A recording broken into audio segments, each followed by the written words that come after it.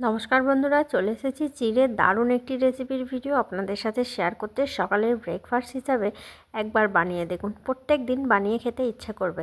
চলুন তাহলে দেরি না করে শুরু করি। আপনারা সঙ্গে থেকে দেখুন, আশা করছি ভালো লাগবে। নমস্কার বন্ধুরা, welcome to Chhunu home cook. Chhunu home কুকে আপনাদের সবাইকে আবারও স্বাগত জানাই নতুন একটি রেসিপির ভিডিওতে।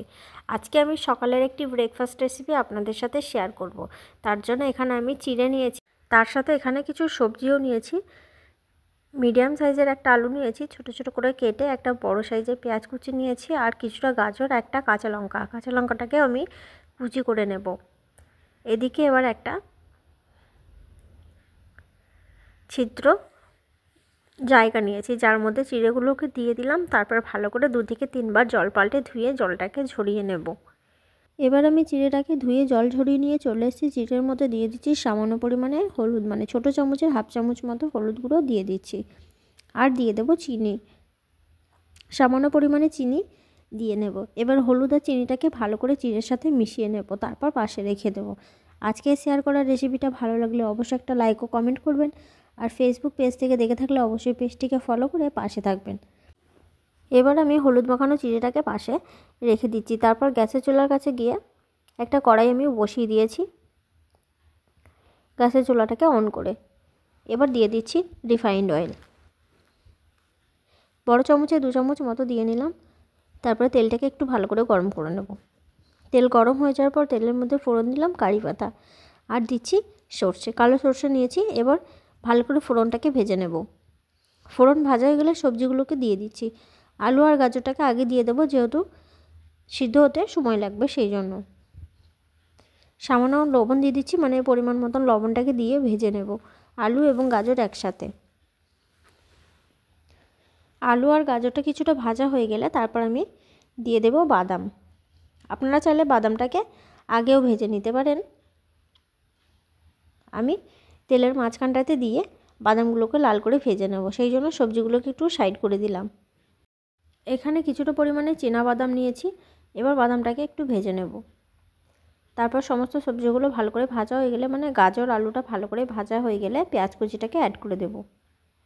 আলু গাজর আবারও কিছুক্ষণ ভেজে নিলাম। তারপর পেঁয়াজ কুচি এবং কাঁচা লঙ্কাটা কুচি করে নিয়েছি। ঝালটা অবশ্যই পরিমাণ মতন দিয়ে নেবেন। যেহেতু আমার ছেলে বেশি ঝাল খায় না, সেই জন্য আমি একটা কাঁচা লঙ্কা দিয়েছি, আপনারা কাঁচা লঙ্কার পরিমাণ বাড়িয়ে নিতে পারেন। এবার সামান্য 1 চিমটি মতন হলুদের গুঁড়ো দিয়ে পেঁয়াজ কুচি ভেজে নিচ্ছি। আলু, পেঁয়াজ, গাজর সব কিছুক্ষণ ভেজে নেওয়ার পরে দিয়ে দেব টমেটো। এখানে একটা ছোট সাইজের টমেটো নিয়েছি। টমেটো বিচের অংশটাকে বাদ দিয়ে দিয়েছি। তারপর টমেটোটা ছোট ছোট করে কেটে নিয়েছি, দিয়ে দিলাম। আপনারা চাইলে ক্যাপসিকাম যদি থাকে হাতের কাছে অবশ্যই দিয়ে নিতে পারেন, দেখতেও ভালো লাগবে, খেতেও ভালো লাগবে। এবার সব কিছু ভালো করে একসঙ্গে ভেজে নিয়েছি।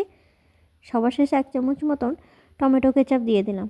তারপর ভালো করে মিশিয়ে নিয়ে ধুয়ে জল ঝরানো হলুদ মাখা চিড়েগুলো দিয়ে দেব। আর চিড়েটা অবশ্যই ধোয়ার সময় ভালো করে জলটাকে ঝরিয়ে নেবেন, তাহলে একদম কিন্তু ঝরঝরে হবে। আর দিয়ে দিচ্ছি কিছুটা ধনেপাতা কুচি।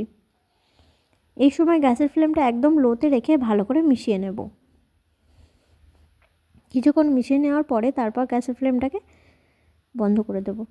আশা করছি বন্ধুরা এই যে চিড়ের ব্রেকফাস্ট রেসিপিটা আপনাদের ভালো লেগেছে। ভালো লাগলে অবশ্যই লাইক ও কমেন্ট করে জানাবেন। এবার আমি গ্যাসের ফ্লেমটাকে বন্ধ করে দেবো। তারপর একটা প্লেটের মধ্যে তুলে নেব।